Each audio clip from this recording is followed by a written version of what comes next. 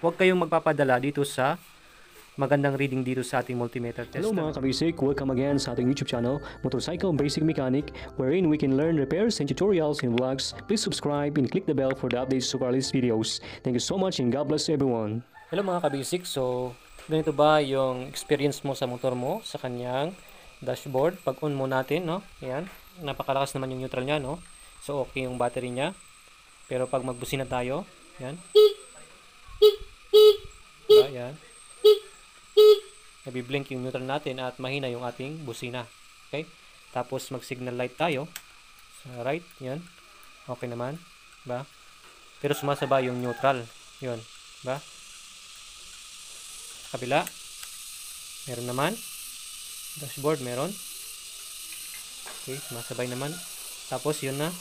Tumigil na yung kanyang blink sa kanyang signal light. Sa kabila. Meron din. Tumigil na, no?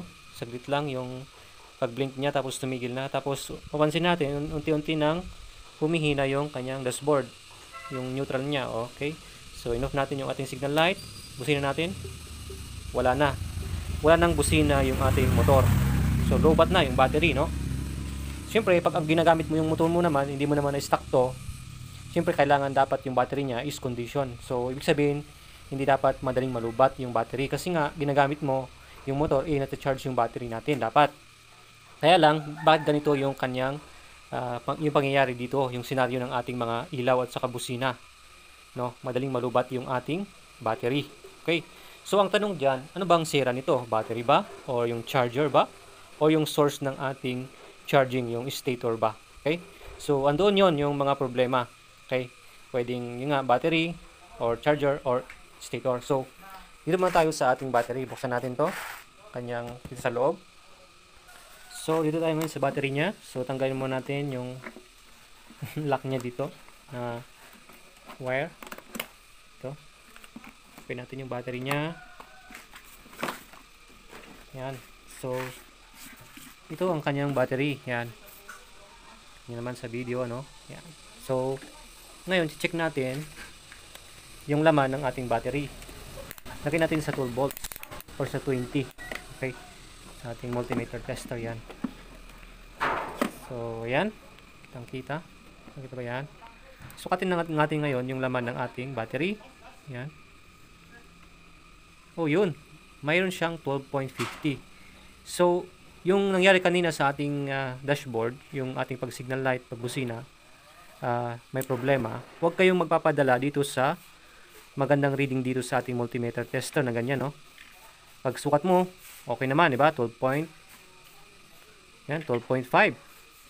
yung battery natin. Parang okay naman siya, di ba?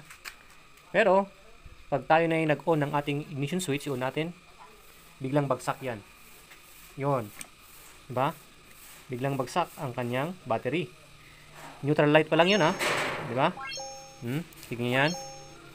Biglang babagsak yung battery. Ibig sabihin, yung battery may problema. Okay? Mag-signal light tayo. Wala na yan, no? Yan. Nagiging 3 or 4 na lang yung volts natin. So, bagsak na yung ating laman ng ating battery. So, wala. May problema yung battery natin. Pag busina tayo, lalong-lalo na. Yun, no? Wala na talaga. So, wala talaga ng busina. Biglang bagsak, di ba? Yan. Pag-on natin ang ating ignition switch. So, off natin. Kung ilang volts siya babalik. Yun. So, may yan. Tumataas pa, no? Unti-unting tumataas yung ating laman ng ating battery, di ba? Yan. Okay? Yan. Ibig sabihin talaga, nagloloko na yung battery natin. Pwede yung battery mo ay mga matagal na, 3 years, 4 years, 5 years, at kailangan tang palitan, or may problema yung iyong charging. Okay? Ibig sabihin nun, na-overcharge yung battery natin dahil sa malakas na charging ng ating charger. Or pwede din na kulang yung charge ng ating charger sa ating battery, kaya hindi na maayos yung pag-charge niya sa battery, kulang yung charging niya sa battery natin. So, ibig sabihin, hindi na full charge yung ating battery pag ganun din. Pwede rin ganung senaryo. So, ngayon, start natin yung motor, tapos check natin yung charging ng ating charger. Kung okay ba, kung ilan ba yung umaabot. Okay? Pero ito, pag chinik natin to sa ating, pag umaandar na yung motor natin, pag check natin charging natin, hindi muna talaga siya sure na good yung regulator kahit pumapalo siya ng 14 volts yung charging niya at hindi na overcharge kasi nga may issue na yung battery, may problema na. Okay, so try natin. So nauna natin yung ating ignition switch, so start natin ang ating motor.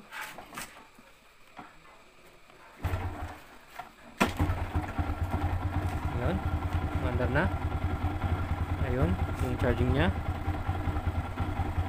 Okay, accelerate natin.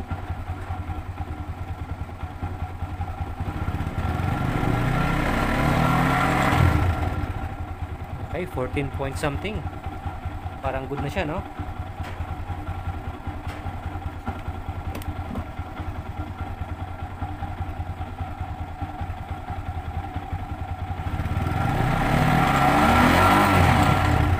Nag-15 volts siya, no?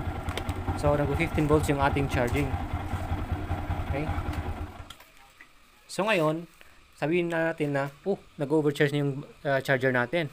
May problema yung charger. Pero, syempre, ang battery natin may problema.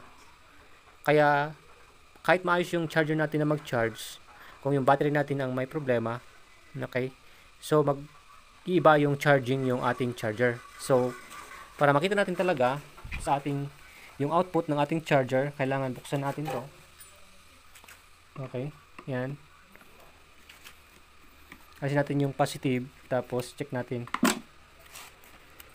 yung ating output ng ating mismong charger, kung ilan ba yung charge niya sa ating battery, kung talagang overcharge ba, kasi nakita natin 15 volts above yung charging kanina. Okay, yan. Sana hindi itong ba yung camera natin kasi ipit lang. Yan, so tinanggal natin, try natin i-check yung mismong charging ng ating charger.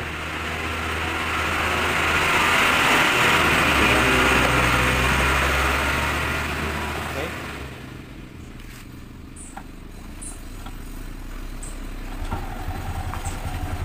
Ayun, na-start na natin. Ito na yung mismong output ng ating battery, ay ng charger natin. Yan. May 5 volts, 6 volts. Accelerate natin.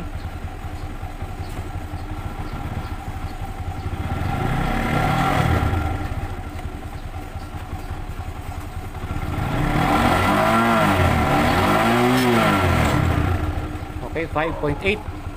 So, 5.8 lang yung charging niya. So, ibig sabihin, hindi siya nag-overcharge ng 15 volts na nakita natin kanina sa ating battery. So, ngayon, ang next natin gagawin dyan is try natin na palitan yung ating battery. Palitan mo yung battery mo, and then balik mo ulit yung ating charger, okay? Kasi maayos naman, hindi naman siya overcharge. Ano lang naman siya sa 5.8 volts, no? 5 to 6 volts. Ibig sabihin, good yung charger natin, hindi nag-overcharge. Possible lang na parang kulang yung charging niya, pero depende kasi sa stator yan, okay? So, maglagay tayo ng bagong battery sa ating motor at check natin kung maayos ba yung charging ng ating motor. Alright, palitan natin to. So yun mga kabasic, no? Lagay natin yung ating bagong battery. So ngayon makikita na talaga natin kung good yung ating charger or walang problema sa ating supply ng ating charger patungo dito sa charging niya dito sa battery natin kasi bago na to, no? Kasi ito madaling malubat, di ba? Nakita natin kanina. So start na natin, try natin, check. Okay, pag-on natin. So pag-on natin, check muna natin dito sa yung sinasabi ko sa inyo. Okay, itong bago na to, no? Ayan. So lakas ng ilaw, di ba? Yung busina. Okay, malakas, di ba? Signal light, yun. Diba? Yan. Diyan pa lang ay makita mo na yung battery lang yung sira ng motor mo kasi ano, hindi siya nalulubat agad yung ating ilaw. Okay? Yan. Diba? So ngayon, punta tayo sa charging. Dapat mayroon tayong makuhang 12 or 13 pala or 14 volts na charging at hindi siya overcharge dapat. Start natin. Ayan.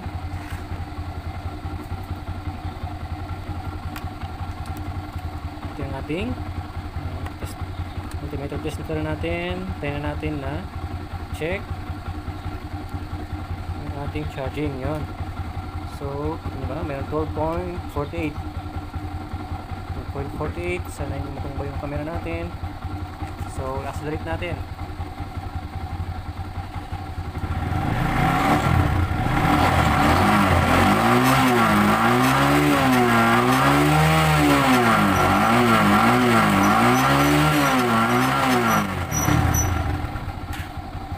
So, napakaganda. 13 point something volts lang.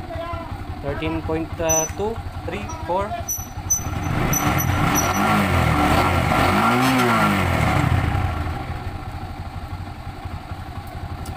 Napakaganda, napakaayos na yung kanyang charging. So, hindi siya overcharged.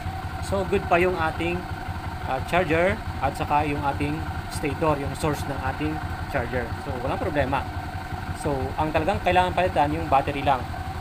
So, wag ka magpalit ng charger, wag ka magpalit ng stator, yung battery lang yung palitan. Okay? Kasi overdue na, no?